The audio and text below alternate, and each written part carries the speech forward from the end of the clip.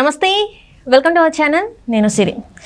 ఏపీలో ఉచిత బస్సులు అంటే మనకి ప్రభుత్వం వచ్చే ముందు అయితే కూటమి ప్రభుత్వం నుంచి మనం పథకాలు చూసాం. సూపర్ 6 పథకాలలో ఏపీలో మహిళలకు ఉచిత బస్సు సౌకర్యం కల్పిస్తామని చెప్పేసి అయితే ఉంది. సో దానికి ఏపీలో ఇప్పుడు ఉచిత బస్సుల గురించి అయితే కొన్ని కండిషన్స్ అప్లై అవుతాయని చెప్పేసి అయితే మరి వార్తలు వస్తున్నాయి. ఇందులో ఎంతవరకు వాస్తవం ఉందనేది మనకు తెలియజేయడానికి మనతో పాటు ఉన్నారు ప్రముఖ సీనియర్ జర్నలిస్ట్ జగదేవ్ గారు. నమస్కారం సార్. నమస్తే సార్, ఇప్పుడు చూస్తున్నట్టయితే ఏపీలో ఉచిత బస్సు, మహిళలకి ఉచిత బస్సు, ఎందుకంటే ప్రభుత్వం మారింది కాబట్టి మనం చూసాం పథకాలు ఇచ్చే టైంలో మేనిఫెస్టోలో అయితే ఏపీలో మహిళలకి ఉచిత బస్సు అని చెప్పేసి అన్నారు. కాకపోతే ఇప్పుడు కొన్ని మళ్ళీ కండిషన్స్ అప్లై అని చెప్పేసి కొన్ని వార్తలు వస్తున్నాయి. ఇందులో ఎంతవరకు వాస్తవం ఉందంటారు? కండిషన్స్ అప్లై చేస్తేనే బెటర్ అని నా ఉద్దేశం. ఎందుకు అని అంటే ఇప్పుడు ఆల్రెడీ సేమ్ ఆ ఉచిత బస్సు ప్రయాణం హడావుడి ఏదైతే ఉందో అది తెలంగాణలో అమలు చేశారు. ముందు కర్ణాటకలో అమలు చేశారు సార్. కర్ణాటకలో చేశారు. అంటే మనకు బాగా దగ్గరగా అక్కడ ఉండే మంచి చెడులు పరిస్థితులు మనకు అర్థమయ్యేలా చూపించింది తెలంగాణ ప్రభుత్వం. ఎందుకంటే ఏదైతే కాంగ్రెస్ ప్రభుత్వం ఈ సేమ్ అక్కడలాగే కూటమిలాగే 6 పథకాలతో ఉందో అందులో ఉచిత బస్సు ప్రయాణం మహిళలకి, అంటే వయసుతో సంబంధం లేకుండా. దానివల్ల ఏమైందంటే మొదట్లో చాలా ఊరికే అరే ఫ్రీ కదా అన్నట్టుగా తిరగడం, తర్వాత చాలామంది ఇబ్బంది పడ్డారు. ఇంకా ఊరికే అంటే మనకు ఎలా ఉంటుందంటే కొత్తకు వింత అన్నట్టుగా ఉంటుంది. ఆ వింత ఫ్రీ అంటే కదా, ఊరికే వెళ్ళొద్దాం, ఊరికే తిరిగి వద్దాం, ఊరికే ఇక్కడ నుంచి బస్తీ వరకు పోయి వద్దాం. టీ తాగడానికి కూడా వెళ్ళిన సందర్భాలు ఉన్నాయి ఆడవాళ్ళు. లేదంటే సరదాగా సుల్తాన్ బజార్కి పోయొద్దాం, లేదా కుకటపల్లి మార్కెట్ పోయొద్దాం, ఇట్లా రకరకాలుగా వెళ్ళి వచ్చేవాళ్ళు ఉన్నప్పుడు దాంట్లో మొదట చాలా ట్రోల్స్ కూడా వచ్చాయి. ఆఖరికి ఒక బస్ డ్రైవర్ అయితే నేను ఇంకా బస్ తీయను అన్నట్టు కూడా ముందుకేసాడు అనమాట. ముందుకేసినప్పుడు మళ్ళీ తర్వాత ఆయనే రియలైజ్ అయ్యి ఏంటి పరిస్థితి, మీరైనా అర్థం చేసుకోవాలి కదా అమ్మ, ఫుట్ బోర్డు వద్దు, మీదకి రండి అంటే రావట్లేదు, బస్సు సరిపోవట్లేదు అని దానికి వెంటనే చాలామంది విమర్శలు కూడా చేశారు. ఇది పెట్టడం దారుణం, అన్ని బస్సులు పెట్టేశారు, ఓన్లీ సిటీ బస్సు వరకు పెడితే బాగుండేది, అంటే పల్లె వెలుగులు సిటీ బస్సు వరకు పెడితే బాగుండేది, ఎక్స్ప్రెస్ కూడా పెట్టడం వల్ల చాలా ఇబ్బంది అవుతుంది. దీనికి మళ్ళీ సరేలే అని కొంత మెలికి పెట్టి ఏదైతే తెలంగాణ ఓటరో వాళ్ళ వరకు ఓకే అనుకుని పెట్టారు. సో వెంటనే చాలామంది ఏం చేశారంటే పక్క రాష్ట్రాల వారు, వేరే రాష్ట్రాల వాళ్ళు కూడా స్థానికంగా ఉండే అడ్రస్తో మార్చుకున్నారు. కేవలం ఫ్రీ బస్ కోసం మార్చుకోవడం, ఆధార్ చూపిస్తే అప్లికేబుల్ అవ్వడం.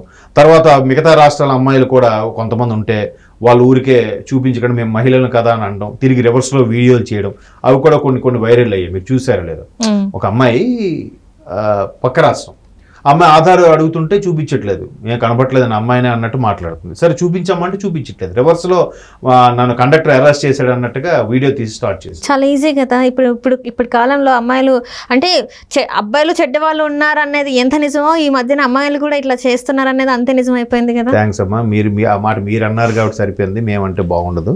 అంటే నేను అనేది ఎక్కడే ఎందులోనూ ఉన్నారు, అందులోనూ ఉన్నారు, ఎందులోనూ చెడ్డవాళ్ళు ఉన్నారు, అందులోనూ మంచి. అదే దట్స్ వాట్ ఐమ్ సేయింగ్. నేను అందరూ అనట్లేదు, సేమ్ ఇప్పుడు ఈక్వల్ పొజిషన్, ఈక్వల్ దాంట్లో ఉన్నారు. కానీ సొసైటీ ఎలా ఉంటుందంటే అమ్మాయి ఏడ్చిందంటే మాత్రం అబ్బాయి తప్పున లేకపోయినా ముందు వచ్చి అబ్బాయిని చిత్త కొట్టేస్తారు చుట్టుపక్కల వాళ్ళు. సరే అదే అబ్బాయి ఏడ్చాడంటే మాత్రం వేస్ట్ ఫీల్ ఏడుస్తున్నాడు రా అన్నట్టు మాట్లాడుకుంటారు. సో ఓకే, అది పక్కన పెట్టండి. సో అట్లాగా చాలా చూసిన తర్వాత రీసెంట్గా ఇంకో మాట విన్నాను ఏంటంటే హైదరాబాద్ మెట్రో కూడా కొంత లాస్లో నడుస్తుంది అన్నట్టుగా. ఎందుకంటే ఈవెన్ చెన్నై అలాగే కొన్ని మెట్రో నగరాలతో పోల్చితే హైదరాబాదు మెట్రో చాలా ప్రాఫిట్లో ఉండేది. చెన్నై మహా అయితే రోజుకి 20,000 30,000 మంది తిరుగుతారు మెట్రోలో. అదే హైదరాబాద్ తీసుకుంటే 1,00,000 పైన ఉన్నారు. ఎందుకు చెన్నైలో నేను తర్వాత మామూలుగా ఊరికే ఎంక్వైరీ చేసి ఫ్రెండ్స్తో మాట్లాడుకున్నప్పుడు, రిలేటివ్స్తో మాట్లాడు, చెన్నైలో MMTS సర్వీస్ ఎక్కువ ఉంటాయట ప్రతి దానికి కూడా వాళ్ళు. ఎందుకంటే చెన్నై సెంట్రల్ ఇది కూడా ఉంది కదా, జోన్ కూడా ఉంది కాబట్టి వాళ్ళు తమిళనాడు డిఫరెంట్ లేదు, వాళ్ళు ప్రతిదీ వాళ్ళ ప్రాజెక్టు ముక్కుపిండి మరి వసూలు చేసుకుంటారు కేంద్రం నుంచి. సో వాళ్ళు అన్ని ఏరియాలు కూడా మ్యాక్సిమం ఈ MMTS ట్రైన్స్ వేయించుకోవడం మెట్రోకి అంత ప్రిఫర్ చేయరు. పైగా మెట్రో కాస్ట్తో కూడా కూడుకున్న పని. సో అందుకు అక్కడ తక్కువ ఉంది. బట్ ఇక్కడ మనకి మంచి ప్రాఫిట్లో ఉండేది. అసలు మెట్రో కిటకిటకిటలు ఆడుతుంది, మీరు నమ్మరు. ఆఫీస్ టైమింగ్స్ మ్యాక్సిమం 7:30-8 నుంచి స్టార్ట్ అయితే నైట్ 8 వరకు కూడా బేభత్సంగా ఉంటుంది. అసలు ఫుల్ ట్రాఫిక్, హ్యాంగింగే మెట్రోలో, అలాంటి పరిస్థితి. సో మంచి ప్రాఫిట్ ఉందనుకుంటే ఎప్పుడైతే ఇది ఉచిత బస్సు పెట్టారో మ్యాక్సిమం మెట్రోకి వెళ్ళడం తగ్గించేశారంట. మహిళలు మాత్రం, మిగతా వాళ్ళు కాదు. ఇంకా లాంగ్ జర్నీ చేసే వాళ్ళకి ఇద్దరు కొంతమంది ఉన్నారు మహిళలు, కొంతైనా ఇంపాక్ట్ పడిందండి. ఆటో వాళ్ళ మీద ఇంపాక్ట్ పడింది, తర్వాత షేర్ ఆటో వాళ్ళ మీద ఇంపాక్ట్ పడింది, ఆ తర్వాత సెట్ వీళ్ళు ఉన్నాయి, సెట్ వీళ్ళు వాటి మీద ఇంపాక్ట్ పడింది. ఎందుకంటే ఓ 10 నిమిషాలు వెయిట్ చేస్తే ఆర్టీసీ బస్సే ఎక్కొచ్చు లేని ఉద్దేశంతో ఎక్కట్లేదు కదా. సో ఇట్లాగే పరిస్థితి అక్కడ కూడా ఏర్పడవచ్చు అని ముందుగానే కొన్ని రకాల కండిషన్స్ అప్లై చేసుకుంటే బాగుంటుంది. లేదా ఒక సర్టెన్ ఏజ్ గ్రూప్ పెట్టచ్చు కదా. ఇప్పుడు చదువుకునే పిల్లలు ఉద్యోగం వర్క్ చేసే వరకు ఓకే, ఈ ఏజ్ వరకు ఎలాగో ఇస్తారు ఆ సర్టెన్. లేదా ఒక ఏజ్ గ్రూప్ వచ్చిన వాళ్ళకి జాబ్ చేస్తున్న వాళ్ళకి ఫ్రీగా ఇస్తే ఏదైనా ఉపయోగపడుతుంది. పిల్లలకి ఎలాగా కన్స్ట్రక్షన్ ఉంది కదా, బస్ పాస్ పూర్తి ఫ్రీగా కాకపోయినా 1/3 పే చేస్తున్నారు. అంటే ఛార్జెస్ అవ్వాల్సిన దాంట్లో 1/3 పే చేస్తే పిల్లలకి బస్ పాస్ ఇస్తున్నారు ఇలాగ. సో సర్టెన్ ఏజ్ గ్రూప్ వాళ్ళకి పెడితే బాగుంటుందా, లేదంటే కేవలం పల్లె వెలుగు సిటీ బస్సు వాళ్ళకి పెడితే బాగుంటుందా అనే దాని మీద కసరత్తు అయితే నడుస్తుంది. బట్ ఏదైతే సూపర్ 6 ఉన్నాయో అవన్నీ అప్పీల్ చేయకపోతే, మెల్లమెల్లగానే అప్లికేబుల్ చేయకపోతే మళ్ళీ ప్రభుత్వం మీద కొంత ఇంపాక్ట్ పడుతుంది. అఫ్ కోర్స్ ప్రతిపక్షం లేకపోయినా ఆత్మావలోకం చేసుకోవాలి కదా మనం ఎట్లా ఏంటని. సో అలాంటి దృష్టిలో పెట్టి కసరత్తు చేయాలని చూస్తున్నారు. గత ప్రభుత్వాన్ని మర్చిపోయే విధంగా ఈ ఖచ్చితంగా పరిపాలన బాగుండాలనే కసరత్తు అయితే అవుతుంది. మరి చూద్దాం, ఇంకా ఒక్కొక్కటిగా రేపు ప్రమాణ స్వీకారం అయ్యాక మనం మాట్లాడుకుంటే ఇంకా ఒక్కొక్కటిగా దేని మీద ఫస్ట్ సంతకం పెడతారు, సూపర్ 6లో వేటి మీద పెడుతున్నారని కూడా క్లారిటీ వస్తుంది. అంటే ఇప్పటివరకు చూసుకుంటుంటే అయితే పక్క రాష్ట్రాలు మనం చూసాం. కర్ణాటకలో ఏం జరిగింది, మహిళలు కొట్టుకోవడం, ఇక్కడ తెలంగాణలో కూడా మహిళలు కొట్టుకోవడం జరిగింది. సో అలా అది అలాంటి సంఘటనల్ని దృష్టిలో పెట్టుకొని ఇలాంటి నిర్ణయం తీసుకున్నారని అనుకోవచ్చా? మరి అంతే కదమ్మా కంపారిజన్. ఎందుకంటే ఒకటి ఆర్టీసీ అసలే నష్టాల్లో ఉందని ఇప్పుడు చెప్తుంటారు, ఆర్టీసీలో ఇప్పుడు కూడా ప్రాఫిట్స్ లో ఉందన్నట్టుగా మనం చూసిన దాఖలా చాలా తక్కువ. బట్ ఆర్టీసీ నష్టాల్లో ఉన్న దాన్ని కార్పొరేషన్ కాస్త గవర్నమెంట్ ఏదో చేసినట్టున్నారు. ఆ గవర్నమెంట్ ఇది చేసినప్పుడు ఇంకాస్త వాళ్ళకి బెనిఫిట్స్ అవి అందజేయాలంటే మరలా ప్రజల మీద డిపెండ్ అవ్వాల్సిందే, అలాగే ఈ ప్రయాణికుల మీద డిపెండ్ అవ్వాల్సిందే. కాబట్టి అన్నిటికీ ఉచితం అనేది కరెక్ట్ కాదని కూడా నా అభిప్రాయం. కాకపోతే ఒకటి స్టార్ట్ చేశారు కదా, దాని మీద ఇంకొకరు స్టార్ట్ చేయడం, ఒకటి ఇచ్చాడు కదా మనకు ఇంకోటి పోటీగా ఇవ్వడం, 100 రూపాయలు ఇస్తే వాడు 1000 రూపాయలు ఇవ్వడం, వాడు 1000 రూపాయలు ఇస్తే 5000 ఇస్తానండి. ఇదంతా ఏమవుతుందంటే ఒక విధంగా మంచిది కాదు అన్ని విధాలుగా. కొంతవరకే పథకాలు కొన్నిటికి, ఇప్పుడు వికలాంగులకి వృద్ధులకి వాళ్ళ వరకు పెన్షన్లు ఇవ్వచ్చు చేయొచ్చు, కానీ ఊరికే నిరుద్యోగ వృత్తి ఎందుకు, ఇంకా ఉద్యోగం ఇంకా సోమర్ అయిపోతాడు.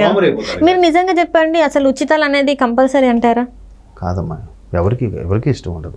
కానీ ఎందుకు ఇప్పుడు ఎందుకు ఇంత ఉచితాల మీద ఇంత ఫోకస్ పెడుతున్నారు? అసలు మొదట ఎవడు అలవాటు చేసాడు ఆ జబ్బు తెలియదు, కానీ ఆ తర్వాత నుంచి తర్వాత ఎందుకంటే ఇప్పుడు చూసిన దాన్ని బట్టి నేను పర్సనల్గా ఎక్స్పీరియన్స్ చేసింది ఏంటంటే, నిరుద్యోగ భృతి అని కొన్ని చెప్పడం, కొన్ని పెన్షన్సే కావచ్చు, అది వాళ్ళ అంటే నిజంగా ఎవరికైతే అవసరం ఉందో వాళ్ళకి కాకుండా బాగానే ఉంటది. కానీ ఇప్పుడు తెలంగాణలో చూసుకుంటే రైతు బంధు ఇలాంటివన్నీ చూసుకున్నప్పుడు అనిపిస్తుంది వీళ్ళకి ఆల్రెడీ ఇంత ఉంది కదా, మళ్ళీ వీళ్ళకి ఇలాంటివి జరుగుతున్నాయి. మరి అసలు రైతు బంధు అసలైన రైతు ఉంటాడు చూసారా, కౌలు రైతులు బెనిఫిట్ ఎక్కడ? అసలు మోతుబరి అనేవాడికి 100 ఎకరాలు 10 ఎకరాలు ఉంటాయి. బట్ కౌలు రైతు ఇబ్బంది, కౌలు రైతు రీచ్ అయ్యేది ఏముంది, ఎవడి పేరు మీద ఉందో వాళ్ళకి వెళ్ళిపోతాయి కదా. మరి కౌలు రైతును ఒక సర్వే చేసి చేయొచ్చు కదా. అసలు ఇలాంటివన్నీ ఎందుకు అవసరం ఉన్న వ్యక్తులకి అందాలని చెప్పేసి ఎందుకు ప్రభుత్వాలు ఆలోచన, అంటే నేను ఏ ప్రభుత్వం ఆ ప్రభుత్వం అనట్లే, ఏ ప్రభుత్వం అయినా కూడా ఎందుకైనా ఆలోచనలు చేయట్లేదు అసలు. చేయరమ్మ, చేసినా కూడా అందుకే చెప్తున్నాను కదా, మారాల్సింది ప్రజలే. ప్రభుత్వాలు చేస్తాయి, మళ్ళీ వీళ్ళే ఎవరినో కూడా ఎగదోస్తాడు, నాకు నష్టం అవుతుంది మాకు ఇవ్వట్లేదని అంటాడు. వాళ్ళు కూడా రాజకీయాల కోసం ఓట్ల కోసం కాంప్రమైజ్ అవ్వక తప్పట్లేదు. కాబట్టి ఉచితాలు అనేవి ఎప్పుడు కూడా సజెస్టబుల్ కాదండి. Right sir. సార్ మరి చూడాలి ఉచిత బస్సు ఏ కండిషన్స్ పెడతారు, ఎలాంటిది ఉంటుందో మనం కొన్ని రోజులు అయితే మనకి తెలిసిపోతుంది.